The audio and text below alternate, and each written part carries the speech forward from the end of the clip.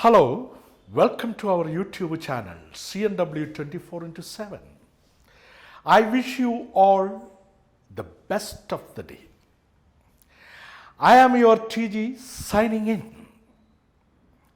This segment is mainly talking about another chantry of literature, that is story. In the previous sections, we have discussed a speech by Christine Lagarde and a poem by Catherine Tynan titled Any Woman. So in this episode, I would like to discuss a story titled Matchbox. Now you see the object matchbox. So there are several matchsticks inside the matchbox, and on the top of each matchstick there is enough gunpowder. So enough gunpowder, if we match it, it will flame. So enough gunpowder is enough to set 100 Lankas aflame. 100 Lankas aflame. So here is a story written by ASHAPURNA Devi. She is a Bengali writer, and we are going to discuss the story written by ASHAPURNA Devi titled Matchbox. Before commencing the story, let me say something about the writer ASHAPURNA Devi. A prominent Bengali novelist and poet, widely honored with a number of prizes and awards. She was awarded the Jnanapith Award and Padma Shri by the Government of India in 1976. And the degree of literature by the University of Jabalpur. Rabindra Bharati, Bardwan and Jadavpur for her contributions as a novelist and short story writer. The Sahitya Academy conferred its highest honor, the fellowship, in 1994. This story is translated from Bengali by Prasenjit Gupta, a translator and writer. So now we pass on to the story Matchbox by ASHAPURNA Devi. So please try to understand, there are two main characters called Nomita and Ajit. And Ajit joined family in Bengal, and certain minor characters, the family members of Ajit. So these are the important or significant elements of this story. We straight away go for the story. And ASHAPURNA Devi compares women to matchboxes. Now let us see, while analyzing different plots of the story, how the title Matchbox is relevant when compared to women. The story begins. I always compare women to matchboxes. Why? That is a question. She asked, why? Because of the way matchboxes are. Even though they have enough gunpowder to set 100 Lankas aflame, they sit around meek and innocent. In the kitchen, in the pantry, in the bedroom, here, there, anywhere we keep the matchbox, women too are exactly the same. So in the first paragraph, She is telling matchbox or matchsticks have enough gunpowder to set 100 Lankas aflame. So it is a reference to the Indian epic Ramayana, the Ramayana, where the story of Rama's army of monkeys who set fire to Ravana's Lanka. So that much potentials and enough gunpowder is there in each and every woman. That is why ASHAPURNA Devi is comparing women to matchboxes. So they will never harm us if we don't match them. We can keep a matchbox very safely in our pocket, or in our bedroom, in the pantry, in the kitchen, here, there, everywhere we can carelessly keep these matchboxes. Even if we keep it in our jeans pocket tightly, we are certain that they won't explode since they are matched, or unless they are matched. That is why ASHAPURNA Devi compares women to matchboxes. So there are very interesting conversation or dialogues or exchanges between husband and wife, Ajit and Nomida, or wife and husband, Nomida and Ajit. You want an example?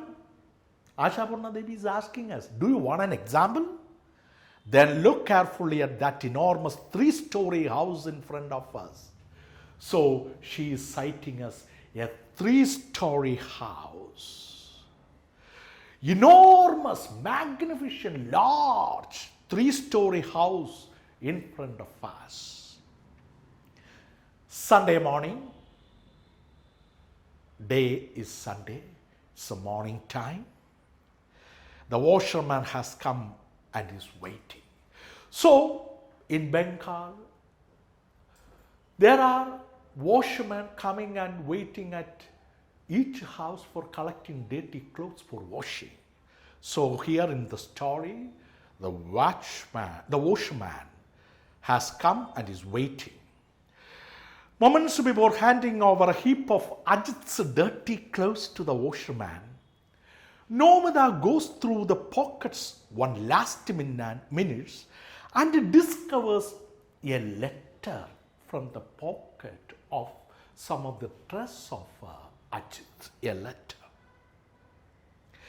A twisted and crumpled envelope with its mouth tore open.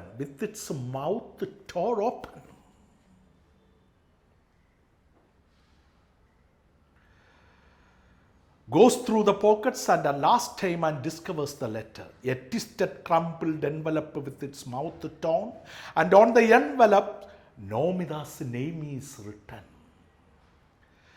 When she sees her name on the envelope, a flame goes up top very quickly in all Nomida's nerves and veins. She drops the clothes in her hand and sits on the bed to open the letter. And the first thing she looks at is the date. Going by the date, the letter must have come about 3 days earlier. She turns over the envelope. And matches the postmark.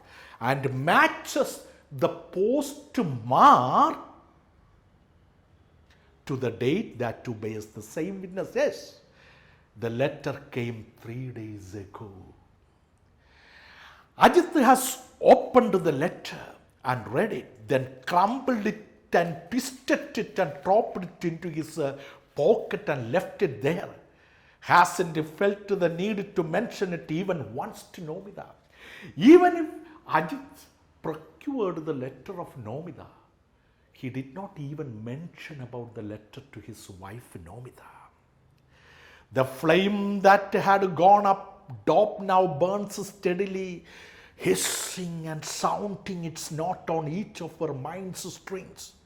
Because this incident is not a casual oversight, it is deliberate. Actually, Ajit did this act very deliberately, without even telling about the letter to Nomida. Ajit's nature is exactly like that. That is what the nature of Ajit. Somehow, he has gained possession of the key to the letterbox, fishing it through the gaps among the 52 hands of this joint family, and whenever there is a letter with Nomida's name on the envelope, he opens and reads it first, and only then does it give it to her. It is possible that oftentimes he doesn't give it to her at all. At least that is the suspicion that has taken deep root in Nomida's mind. You see, at this moment, Nomida reflects that Ajit has the key of the letterbox. He will open first the letterbox and grab his or send his fingers to collect the letter. If there are any envelopes or letters on the name of Nomida, he will open it and read, and sometimes he will give it to Nomida. Most of the time he will never mention about the letter to Nomida, and he will consider it very carelessly. Even though to this day Ajit cannot fortunately make the claim that he has been able to discover any letter in the slightest degree suspicion, Still this ugly habit of his won't go. Even then he is not at all ready to change this ugly habit. Not with Nomida's anger, not with her taking offense, not with the bitter reproaches. Her trying to shame him, sarcasm, not with anything. If she mentions it, first he tries to laugh it away. Sometimes she will ask her husband, "Hello, Ajit, is there any letter for me? Or did any letter come for me?" When he hears, he will say, "Letter?" He will laugh it away in a very silly matter. And if laughter doesn't get him out of deep water, he scolds her. If Nomida again goes on insisting in angry manner, he will scold her. "Nomida, please shut your mouth. It is none of your business." That is the nature of Ajit. She sits perfectly still for a minute and reads the letter through. Now she takes the letter from the envelope and she goes for reading the letter. That is what? It is nothing much. A letter from Nomida's mother, of course. So the letter was sent to the daughter by Nomida's mother. It is her standard speech. Always, whatever she is always speaking, the good woman has once again placed on the record the news of her various hardships and complaints, getting worse misfortunes upon misfortune. The ceiling of her room is cracked and the rainwater falls through the ceaseless streams. If this is not immediately remedied, she will have it to die crushed under the weight of a collapsed roof. Of course, she does not dread that eventuality. Her daughter is a queen, her son-in-law high-minded, large-hearted, therefore, etc., etc., etc. You see, most of the time, Nomida's mother sends a letter only her usual complaints, talking about financial botherations. So, this time she is telling that her ceiling is having a crack and rainwater is leaking into the room. If that leak is not repaired, surely the roof will be collapsed. Sometimes her mother has to die under the weight of the collapsed roof. And she has a very good impression about her daughter, that her daughter Nomida is just like a queen, and her son-in-law Ajit is a high-minded and large-hearted man, therefore, etc., etc. This goes on like this. An indigent widow. The next paragraph, ASHAPURNA Devi is describing about Nomida's mother. Actually, she is a widow, indigent widow without a husband or son. She was successful in consigning her daughter to a wealthy family's house on the strength of looks alone. But the good lady has never stopped talking credit at the slightest opportunity for her skill in the matter, and she has been finding such opportunities all along. When Ajit sees a new letter from Nomida's mother, he smiles derisively and says, "Why bother to read that? I will go and fill out a money order form." Listen, that is a very important thing. Nomida's mother is telling that she is an indigent widow. No son, only one daughter. But she was able to marry her daughter off to a wealthy joint family and to a decent man called Ajit only because of the better appearance of Nomida.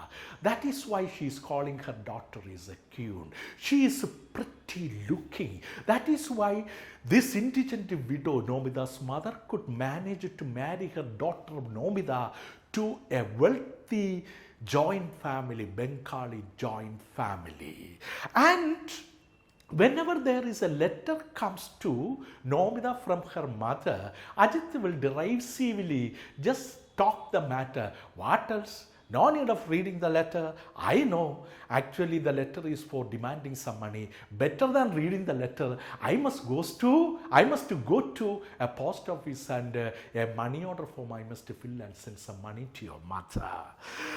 Nomida's head hangs low with the shame and insult of it. So, some time ago, out of anger and grief, Nomida forbade her mother from writing to her own postcard. She thought that from then on she would try to send her little money, whatever she could pull together in secret. So, this was what came the letters in the envelopes too.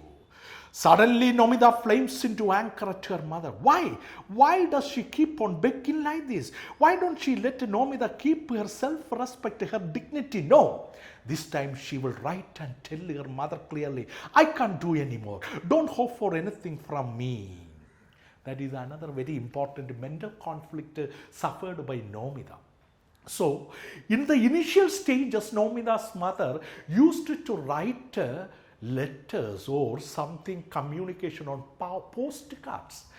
But Nomida was very much insulted at this habit of writing her communication on postcards and told her mother, "Mother, this is a joint family. If you write your own matters in a postcard, everybody will be reading at the first instance and it will be shame for me. I want to keep up my dignity. Better you write on postcards or post covers or an envelope." That is why mother started just writing letters in envelopes.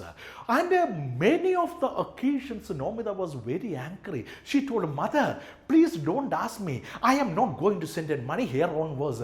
Please don't write to me." She was very angry towards her mother too regarding this habit of begging for money. Then let us see, right then, Ajit steps into the room after finishing his leisurely Sunday bath. You see, all these things were happening, or the thoughts or the things or ideas just generated in the mind of Nomida. I told you, Sunday morning.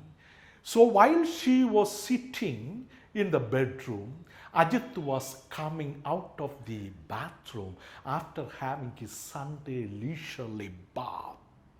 Nomida's sharp indignation at the insult, simmering all this while, seems to want to dash itself violently against him. Nomida rose out, "When did this letter arrive?" So, all on a sudden, she asked a question. "Hey, Ajit, when did this letter arrive?" Ajit glances at her, obliquely estimating the magnitude of his error, simply trying to measure the magnitude of her inquiry. He was looking at her obliquely. "Another handful of cash for this," he had thought, and decided not to give the letter to Nomida. He was going to tear it up and throw it away. He has made a big mistake. Not that Ajit is going to feel ashamed about this. As though trying hard to remember, he says, "Letter? What letter? Oh, yes, indeed, there was a letter from your mother. I just hadn't got around to giving it to you. Sure. There was a letter from your mother to you, but I never thought of just going around it. I considered. Then Nomida is asking, why hadn't you got around to it? Why? Answer me. Why hadn't you got around to the letter? Ajit is very much disturbed and asking, oh, what a nuisance. I would forgotten. Why else? Sometimes I might have forgotten. Come on, what else? Nomida hisses like a snake. Liar. Why are you saying whatever comes to your mouth? Don't people forget? Come on, why are you simply calling me liar? Sometimes I might have forgotten about the letter. No, they don't. Why did you open my letter? Nomida is asking her husband, hello man, why did you open my letter? This charge Ajit tries to scatter to the winds. What if I opened? Yes, what happened if I opened your letter? My own wife's letter I opened. Be quiet, I tell you. For what reason should you open my letters? Haven't I told you 1,000 times not to open my letter? She is shouting at Ajit. Ajit doesn't fear Nomida's anger. He fears at a row. So he smiles, an affected smile, and says, if you are forbidding it, then it is a definite something. Shouldn't I make sure that no one's passing you love letter in secret? So he is finding a substantiation. Of course, I opened your letter. As a husband's right, don't I want to know whether any lover is sending a letter to my wife? Stop it. What a common, vulgar man you are. So Nomida is shouting back at Ajit. After this is not possible for Ajit to smile his fake smile anymore. Now he too picks up the poisoned knife. There is a heated argument and scoldings, and it is going to resume a fight between Nomida and Ajit. He says, is that so? Those who whine day and night and hold out their palms to their son-in-law, they are the high-class people. A dung picker's daughter becomes a queen, and so he is dehumanizing, humiliating the identity of Nomida. Shut up! Nomida yells. There is room on the 3rd floor. That is a blessing, otherwise with that scream everyone would have come to look. Anyway, the writer, short story writer, is telling their room is on the 3rd floor, otherwise their bickerings or quarrel would be heard by other members of the family and neighborhood. Shut up! When Nomida yelled shut up, in retaliation, Ajit roars out, shut up! What shut up? I will do what I want, what I please. What will you do? Can you do anything? He is questioning the ability of Nomida. I can't do anything. Almost panting, Nomida pronounces each word clearly. You want to see if I can do anything? Nomida is asking, do you want to see if I can do anything? And immediately she does something that is astonishing. She grabs Ajit the matchbox that is lying near his cigarette on the table, and she lights a matchstick and touches it to her sari. Instantly it flares up. The very fine ankle of a wealthy wife's sari is burning. The very next instant, Ajit, hey, have you gone mad? He says, and jumps to her side and grabs the burning patch and slaps it between his hands and puts out the fire of her sari. And to tell the truth, now he is a little afraid. He looks fearfully at Nomida's face. He is a fire burning, their bright blazing red. He doesn't have the courage to put out the fire by slapping it between his hands, so he writes to pour water onto the sari. With great difficulty, he attempts to speak normally. Now, the rage of Ajit became diminished. You lose all common sense when you get angry, don't you? A woman and such anger. Who knows what Nomida would have said next? But right then her niece Rini steps into the room. Niece is coming. Immediately she says piercingly, Sir Kurima, please try to understand there are so many expressions like kinship terms in the Bengali joint family, like Kurima, that is father's younger brother's wife, major wife at another kinship term, second oldest brother's wife, no wife, fourth oldest brother's wife, Boro wife, eldest brother's wife. So that is what.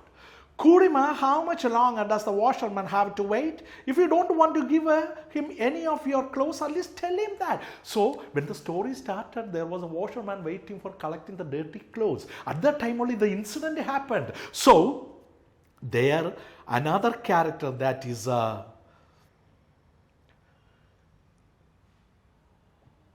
Nisa came, Rini stepped into the room and asked about. For a second or two, Nomida is still very silent, perhaps remembering or recalling the washerman's face waiting for her downstairs. Then she picks up the dirty clothes and starts sorting them. She says in a calm tone to niece Rini, Go tell him I am coming, I am bringing the clothes. Nomida speaks her mind, so no one attacks her outright to her face. Then only pinch her with the sharp words. Her second sister-in-law is almost exhausted with work this morning, and seeing her, she puts a twisted smile on her sweat-streaked face and says, Well, that is something at least. You finally decided to come down from upstairs, Baba. There is no good or bad time for you. You find the smallest excuse to go into your room and get cozy with your husband. Does the loud talk never get old? Actually, a kind of humor is generated by having that Nomida was in her bedroom with her husband, having cozy conversations with Ajit. Nomida looks around once to get a sense of the atmosphere in the joint family, sees the hurly-burly, the rush of the morning, sees the forest of people on either side. Her voice must not tremble, so she too smiles a small smile and says in an extremely soft way, Oh, it is nothing like that. You should come and peck in some time. Our talk is all angry talk, do you know? Major wife laughs and says, Stop it now, wife. Don't cover up the forbidden fish with your pious spinach. We haven't been raised on donkey's grass. Why do we need to pecan? Why you are showing us right in front of your eyes 24 hours a day.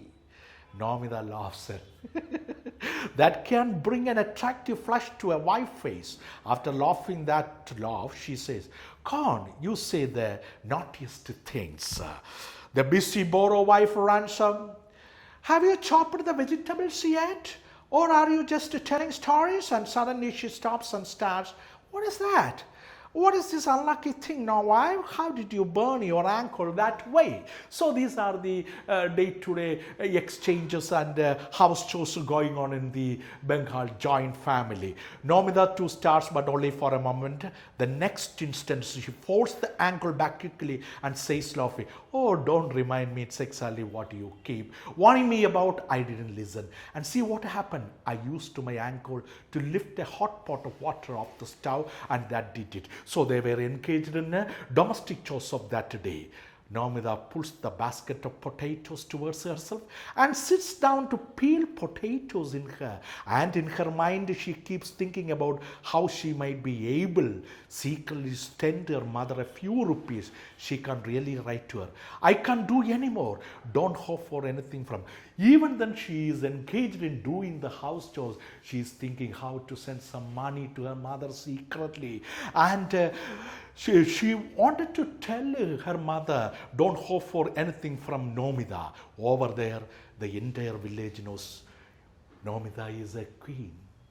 Nomida's husband is high-minded and large-hearted. Even if there are so many mental conflicts and bickerings between Nomida and Ajit, the village, the neighborhood believes, even Nomida's. The busy borrow wife runs up, comes to the scene, and is asking a question. Have you chopped the vegetables yet? Yet another question.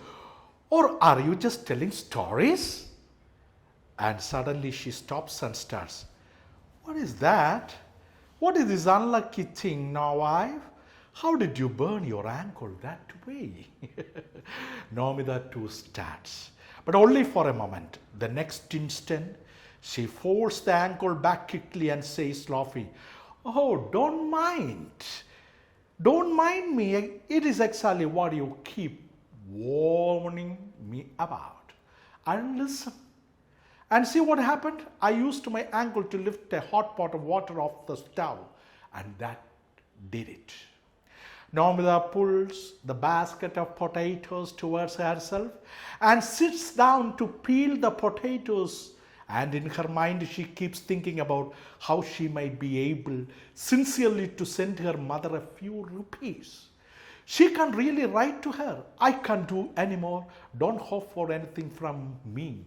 So this time, after having a heated bickering between her husband, she came down, handed over dirty clothes, and is joined with the other members of the family and trying to start doing her house chores, taking a basket of potatoes and peeling the potatoes.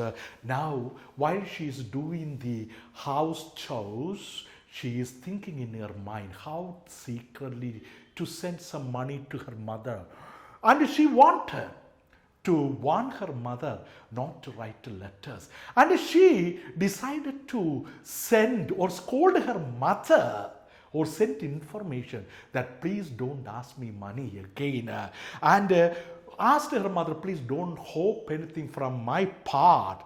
Over there, the entire village considers that Nomida is a king, and her husband Ajit is high-minded and large-hearted, but they do not know the inside things that is going on inside the house. This is precisely why I compare women to matchboxes. Even when they have the materials within themselves to set off many raging fires, they never flare up and burn away the mask of men's high-mindedness, their large-heartedness. They don't burn away their own colorful shells. You see, ASHAPURNA Devi is very clearly portraying the innocent and genuine mentality of women. So women know that they have enough potentials, but they will never flare up often. This nature almost every man in the world knows. That is why they keep their wives in very careless manner, just like matchboxes. They won't burn them. The men knows. The men know this too.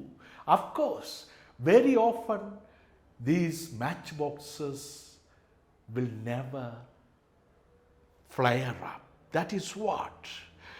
That is why they leave these matchboxes scattered very carelessly in the kitchen, in the pantry, in the bedroom, in the pocket, here, there, anywhere. So they are very safe. They know, men knew that. Quiet without fear, they put them in their pockets also. That is why women, even though they are in a very dangerous position, they wanted to tarnish the image of their husbands as high-minded, large-hearted. They deliberately would never tarnish the image of their husbands. Husbands in the world knew the secret of women. That is why ASHAPURNA Devi compares women to matchboxes. Actually, the story is delving into the genuine nature of women, which holds the privilege of men in a dignified and status-worthy conditions. With that, the story comes to an end. Matchbox.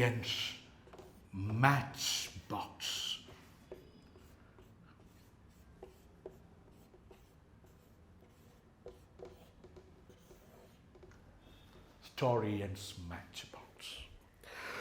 So, based on this story, there are so many questions. So, learners, please try to understand.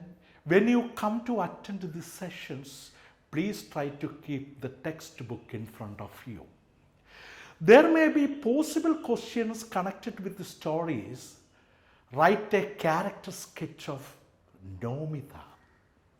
Or you can write a character sketch of Ajit. So that is the possible question can be expected from this story. Another one is write a review of the story Matchbox by ASHAPURNA Devi. Then there may be possible panel discussions, and also a blurb writing is very important at this time. So blurb writing is an expected question you can hope for from this story. So what is a blurb writing? Blurb is a description of a book on its back cover. It's a brief summary of the book designed for marketing. It has a uniform pattern. Given below is a sample of a book blurb. So I am reading page number 24. The Temple Tiger and the More Man-Eaters of Kumaon, Jim Corbett. This is the last of Jim Corbett's books on his unique and thrilling hunting experience in the Indian Himalayas.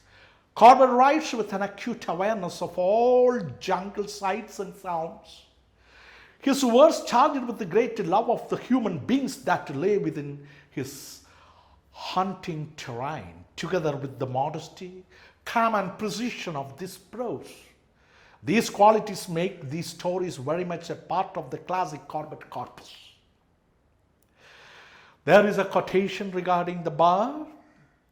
Jungle love is not a science that can be learned from textbooks. It can, however, be absorbed a little at a time. And the absorption process can go on indefinitely, for the book of nature has no beginning as it has no end. Jim Corbett. Other books by Jim Corbett: Man-Eaters of Kumaon, The Man-Eating Leopard of Rudraprayag, My India Jungle Love. So this is an instance or an example of how to prepare a blurb. So these are the expected questions related to this story. That is the third segment or a constituent of the first unit, Flights of Freedom. So if you want to obtain more descriptions, interpretations and narrations regarding the following, the rest of the constituents and other units, please subscribe our YouTube channel CNW 24/7. I am your TG signing out, and we will come again